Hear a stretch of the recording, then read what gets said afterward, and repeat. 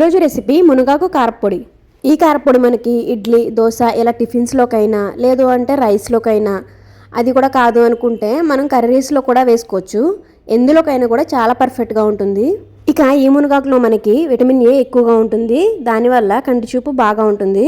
అంతేకాకుండా ఇందులో మనకి కాల్షియం ఎక్కువ ఉంటుంది, ఐరన్ ఎక్కువ ఉంటుంది, అలాగే ఫైబర్ కూడా చాలా ఎక్కువ ఉంటుంది. వేరే ఆకుకూరలతో కంపేర్ చేస్తే ఇందులో అన్నీ ఎక్కువగానే ఉంటాయి. ఇవే కాకుండా మనకి ఇంకా చాలా హెల్త్ బెనిఫిట్స్ అయితే ఉన్నాయి మునగాకు వల్ల.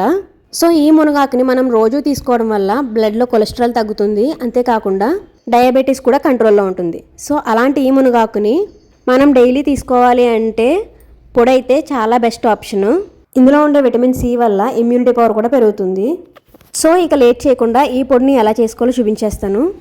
ముందుగా మునగాకు తెచ్చుకుని బాగా క్లీన్ చేసుకుని దీన్ని ఒక క్లాత్ పైన ఆరబెట్టుకోవాలి. ఈ పొడి మనకి 6 months వరకు కూడా ఫ్రెష్గా ఉంటుంది. సో ఎక్కువ తెచ్చుకుని క్వాంటిటీ చేసుకుంటే మనం డైలీ యూస్ చేయొచ్చు.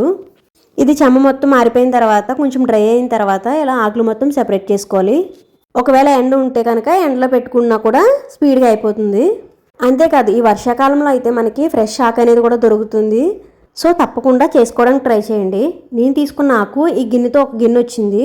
ఇప్పుడు స్టవ్ పైన ప్యాన్ పెట్టుకుని మంటని లో ఫ్లేమ్లో పెట్టుకుని ఈ ఆకు మొత్తం ఇందులో వేసేసుకోవాలి. ఈ ఆకుని ఇలా మధ్య మధ్యలో కలుపుతూనే లో ఫ్లేమ్లోనే స్లోగా ఫ్రై చేసుకుంటే మనకి క్రిస్పీగా అవుతుంది ఆకు అనేది.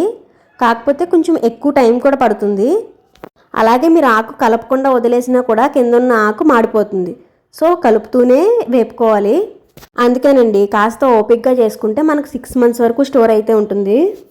చూసారు కదా మనకి మెల్లిమెల్లిగా ఆకు అనేది కలర్ అయితే చేంజ్ అవుతుంది. ఇది ఇలాగ కొంచెం గోల్డెన్ కలర్ వచ్చిన తర్వాత మనం పట్టుకుని చూస్తే క్రిస్పీగా అవ్వాలి. అదే ఎండ ఉంటే ఎండలో పెట్టుకుంటే మీకు ప్రాసెస్ అనేది ఇంకా సింపుల్గా అయిపోతుంది. ఇప్పుడు అది అలా క్రిస్పీగా అయిన తర్వాత అది తీసేసి ఇందులోనే ఇందాక మనం తీసుకున్న మునగాకుకి ఒక సగం కరివేపాకు తీసుకున్నాను. ఈ కరివేపాకును కూడా ఇలా లో ఫ్లేమ్లోనే క్రిస్పీగా అయ్యే వరకు ఫ్రై చేసుకోవాలి. కరివేపాకును కూడా ముందు కడిగి ఆరబెట్టి ఆ తర్వాత ఇలాగా ఫ్రై చేసుకోవాలి. ఇది మొత్తం కూడా లో ఫ్లేమ్లోనే దగ్గరుండి చేసుకోండి, అప్పుడే టేస్ట్ బాగుంటుంది. ఇప్పుడు కరివేపాకు కూడా తీసేసి ఈ ప్యాన్లోనే ఒక 2 tablespoons ఆయిల్ వేసుకోవాలి. లేదంటే నెయ్యి యూజ్ చేసినా కానీ పొడి టేస్ట్ అనేది బాగుంటుంది.